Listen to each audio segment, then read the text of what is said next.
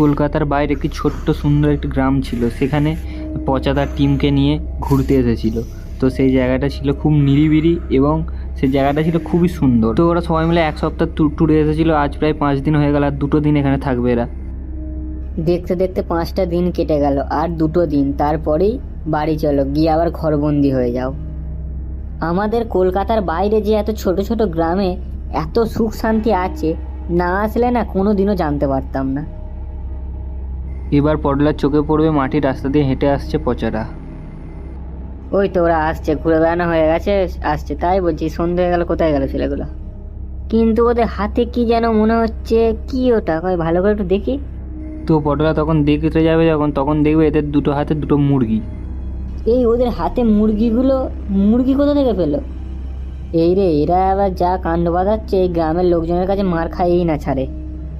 না, একবার নিচে গিয়ে দেখি কি আবার ঘটালো। হাতে করে মুরগি নিয়ে আসছে, ব্যাপারটা তো ঠিক বুঝলাম না। গিয়ে একটু জিজ্ঞেস করে দেখি তো।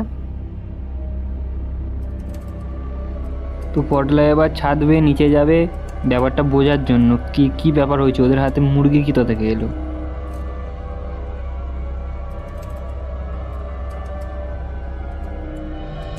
এদিকে পচারাও ঘরের ভেতর প্রবেশ করবে। এই রে, এ কি করেছিস তোরা? আর বলিস না ভাই, ক্ষেতের দিকে দেখছিলাম এই 2টো মুরগি অনেকক্ষণ ধরে ঘোরাঘুরি করছে, আর লোক সামলাতে পারলাম না, বুঝলি তো ভাই। এক ঢিলে পুরো 2 মুরগি মেরে দিয়েছি। সে ঠিক আছে, কিন্তু এই গ্রামের লোকজন যদি একবার জানতে পারে, মেরে পুরো আধমরা করে দেবে রে। গ্রামের লোকজন এইসব নিয়ে মানে প্রচুর ওদের মায়া, বুঝলি তো। হাঁস মুরগি, এই গরু ছাগলের উপরে এইসব, ওরা কিন্তু এগুলো দেখতে পেলে কিন্তু জোর জবরদস্তি করে মানে মেরে ফেলবে সব। ও কেউ কিছু জানতে পারবে না, এমনিতেই তো আজকে আর কালকের দিনটা, তারপরে তো আমাদের আবার ফিরে যেতে হবে, কেউ কিছু জানতে পারবে না। হ্যাঁ বুঝলাম, কিন্তু তুই ভাই আর কিন্তু করিস না। দেখ মুরগিগুলোর দিকে একবার তাকিয়ে দেখিনি। দেখ ভাই, এইরকম মাংসওয়ালা দেশি মোরগ, এর মাংস না জানি কত সুস্বাদু হবে। আর তুই একটা কথা সত্যি করে বলতো, আমাদের ওইদিকে এইরকম নদর মোরগ কোথায় পেতিস বলতো তুই? দেশি নদর মোরগ এখন দেশি মাংস তো পাওয়া যায় না, শুধু তো পোলট্রি হয়ে গেছে। পোলট্রি মাংস খেয়ে হ্যাজ হয়ে গেছে। এই দেশি মোরগের যা টেস্ট, মানে খেলে জিভে জল চলে আসবে। পটলা এবার চোখের ইশারায় মুরগিগুলোকে দেখার চেষ্টা করবে। তাই তো, মোরগ দুটোর কি গতর! বাইরে ওয়েদার ভালো নয়, এই মোরগের মাংস রাতে পুরো জমে যাবে। সত্যি মোরগগুলো দেখে জিভে জল চলে আসছে পুরো, কি নধর নধর চেহারা। তাহলে মোরগ দুটো কেটে রেডি করে ফেলি নাকি? কি আর করা যাবে, এই যা জিনিস এনেছিস, একে তো আর আমার আর তস্ত হয়েছে না। যা যা তাতে রেডি কর, দিয়ে রান্না চাপাতে হবে, বেশ ঝাল করে জমে যাবে। পচারা এই পারমিশনটা পেয়ে খুবই খুশি হবে এবং তারা মুরগিটা ছাড়ানোর জন্য নাচতে নাচতে ছুটবে এবং পল্টু বাইরের নির্মম দৃশ্যটার সাক্ষী হওয়ার জন্য বাইরের দিকে যাবে।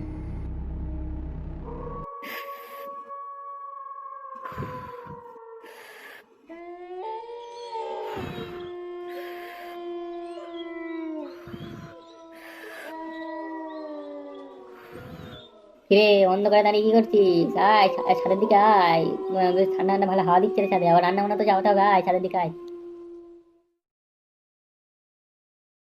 হ্যাঁ হ্যাঁ, এখানে আমার একা একা ভালো লাগছে না, যাই দেখি। আজ চাপ করে মোরগের মাংস খাবো। ও আহা!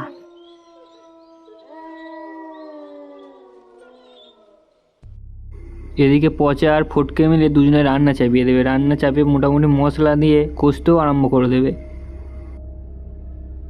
এবং পটলা সিঁড়ি বেয়ে ছাদে আসতে চাইবে এবং তাদের এই দৃশ্য দেখে পটলা অবাক হয়ে যাবে। কি ব্যাপার, আজ তোরাই মাংস চাপিয়ে দিলি?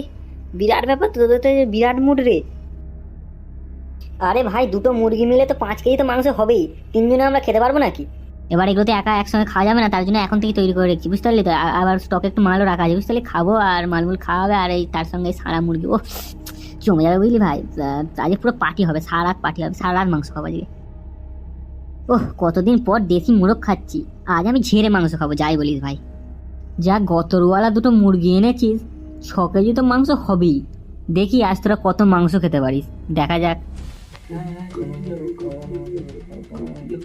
কি ব্যাপার, এত চেল্লামিলি কোথা থেকে আসছে? এত চেল্লামিলি আওয়াজ কোথাও কিছু হলো নাকি আবার? ওই বট গাছটার দিকে দেখ, সবাই যেন মনে হচ্ছে গ্রামের লোকজন লাঠি সুটা নিয়ে এইদিকে আসছে, দেখ একবার। এবার সবার চোখ যাবে ওই ক্ষেতের ওখানে, বট গাছটার ওখানে, ওইখান থেকে গ্রামবাসী সব এদিকেই আসছে। ভাই, গ্রামের লোকজন আবার জানতে পেরে গেল নাকি রে? এবার কি হবে? দাঁড়া দাঁড়া, ঘাবড়াস না, আমি দেখছি নিচে গিয়ে কি ব্যাপার হয়েছে। তোরা ঘাবড়াস না, এখন থেকেই ঘাবড়ে গেলে হবে? দাঁড়া, দেখে আসি নিচে কি হয়েছে। পটলা পচাদের আশ্বাস দিয়ে সিঁড়ি বেয়ে এসে নিচের দিকে যাবে বিষয়টা দেখার জন্য। ও বাইরের বাবুরা, সব কোথায় গেলেন? বেরিয়ে আসুন। এই তোমাদের কানে কি করা যাচ্ছে না নাকি? তোমাদের তো ডাকা হচ্ছে নাকি? কি ব্যাপার বলতো? দুটো মুরগির জন্য গ্রামবাসী খেপে উঠেছে, এইদিকে লোকজন কেমন রে সব? তাই তো, কি ব্যাপার কিছু বুঝতেও পারছি না। কি রে বলা উঠো, তোদের কানে কি কথা ঢুকছে না? সেই থেকে তোদের রেখে চলেছি, কোনো সারা শব্দ দিচ্ছিস না। ও বাবুরা, বাবুরা। পটলা এবার ভয়ে ভয়ে বেরিয়ে আসবে গেট দিয়ে। কি হয়েছে? আপনারা সকলে এখন এখানে, কি ব্যাপার? কি ব্যাপার মানে? আমাদের গ্রামের মুরগি দুটো কই? কোথায় রেখেছিস? বল তাড়াতাড়ি, কি করেছিস ওদের সঙ্গে, তাড়াতাড়ি বল।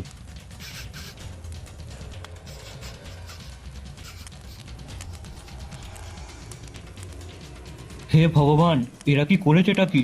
দেখো, ছাদের উপর দিয়ে কেমন একটা মাংস মাংস গন্ধ আসছে। আরে আরে আরে, এরা সব কি করেছেটা কি?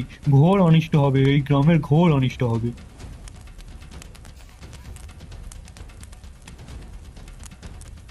হায় কপাল, তোরা কি করেছিস এটা? মুরগিগুলো তোরা খেয়ে ফেললি?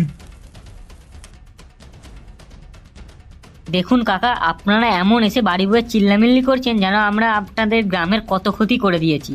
কত টাকা লাগবে বলুন? মুরগির জন্য কত টাকা লাগবে বলুন, এক্ষুনি দিয়ে দিচ্ছি। হ্যাঁ হ্যাঁ, এই নিন টাকা নিন, দিয়ে এখান থেকে যান। আর রাতে চিল্লামিল্লি করবেন না, আমাদেরও শুনতে ভালো লাগছে না। যান এখান থেকে, যান।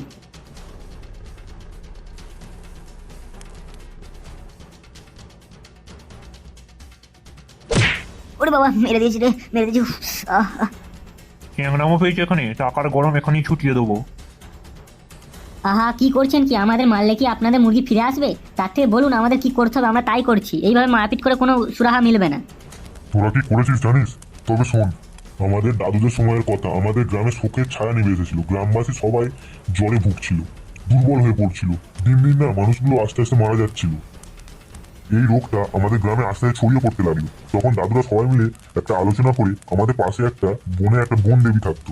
সেই দেবীটি ছিল খুব জাগ্রত, ভয়ে কেউ তার কাছে যেত না। রোগ ক্রমশ বাড়তে থাকার কারণে সবাই সাহস নিয়ে এই দেবীর কাছে যাওয়ার প্ল্যান করলো, যে সবাই একসঙ্গে গিয়ে দেবীর কাছে মানত করবে। দিয়ে এক অমাবস্যার রাতে আমাদের গ্রামবাসীরা সবাই মিলে দেবীর কাছে গেল। দেবীর কাছে গিয়ে মন প্রাণ দিয়ে দেবীকে ডাকতে শুরু করলো। গ্রামবাসীর ডাকে বনদেবী প্রসন্ন হয়েছিল, গ্রামবাসীকে দেখা দিয়েছিল। দিয়ে গ্রামবাসীকে বলেছিল যে আমি এই রোগটা গ্রাম থেকে সরিয়ে দেবো, কিন্তু তোদের আশ্বিন মাসে আমার এখানে ধুমধাম করে পুজো করাতে হবে। আর বলেছিল প্রতি বছর আশ্বিন মাসের এই দিনে দেবী মাকে ওখানে পুজো করাতে হবে, আর জোড়া মুরগি দিয়ে পুজো দিতে হবে। সেই মুরগিগুলো যেন গাট্টা গুট্টা হয় আর ফিট লাল হয়। তখন গ্রামবাসীরা আলোচনা করে যে এইভাবে গ্রামের ক্ষতি হওয়ার থেকে দেবী মাকে এইভাবে এখানে পুজোটা করানো হোক, তাহলে আমাদের গ্রামে আসতে সব মানুষ হয়তো ঠিক হয়ে যাবে, আবার আমাদের গ্রামে সুখ শান্তি ফিরে আসবে। তাই জন্য গ্রামবাসীরা সবাই মিলে দেবী মাকে বললো যে নাকি গ্রামবাসী এটাতে রাজি আছে। গ্রামবাসী প্রতি বছর আশ্বিন মাসের এই তারিখে খুব ধুমধাম করে পুজো করাবে, আর দুটো সারা মুরগি প্রতি বছর পুজোয় দেবে, ফিট লাল এবং গাট্টা করতে হবে। আর বনদেবী এটাও বারবার বলেছিল, আমার কথার যেন অমান্য করিস না, তাহলে ঘোর বিপদ নেমে আসবে এই গ্রামের ওপর। তো আমাদের দাদুরা আশ্বিন মাসে ধুমধাম করে এই বনদেবীর পুজো করায়। তারপর আস্তে আস্তে আমাদের গ্রামে সব সুখ আনন্দ সুচ্ছলতা সব ফিরে আসে। এখন আমাদের গ্রাম খুব ভালো কাটছে। কিন্তু তোরা যে এই দুর্ঘটনাটা ঘটিয়েছিস, এটা ঘোর পাপ। দেবী মা জানি না কি করবে তোদের সঙ্গে। আর তোরা আমাদের ওই বনদেবীর মুরগি খেয়েছিস, তোরা তো কঠিন পাপ করেছিস যে তোদের তো পাপে কোনো জায়গা থাকবে না। জানি না দেবী মা তোদের সঙ্গে কি করবে। আমাদের বনদেবী খুব জাগ্রত, যেমন খুব রাগিও। জানি না তুই তোদের সঙ্গে কি করবে। বনদেবী তোরা শিকার নিয়ে তোরা সেটা মানে কি কি যে করবে কি জানি না। আসলে আমরা তো জানতাম না, ভুল করে হয়ে গেছে। দয়া করে আপনারা আমাদের বলুন যে কি করলে আমাদের এই পাপের প্রায়শ্চিত্ত হবে, আমরা তাই করতে রাজি আছি। এখন একটা রাস্তা বেঁচে আছে, তোদেরকে কাল সন্ধ্যার মধ্যে ফিট লাল জোড়া মোরগ এনে আবার আমাদের কাছে দিয়ে দিতে হবে। তাহলে একমাত্র বনদেবী তোদের পাপ মুক্ত করতে পারে। তা না হলে জানি না কি হবে, হয়তো আমাদের গ্রাম্য ধ্বংস হবে, তার সঙ্গে তোদের জীবন শেষ হয়ে যাবে। কাল হ্যাঁ, সন্ধ্যার এনে মধ্যে দিতেই হবে। লাল জোড়া মোরগ এদের এনে দিতেই হবে।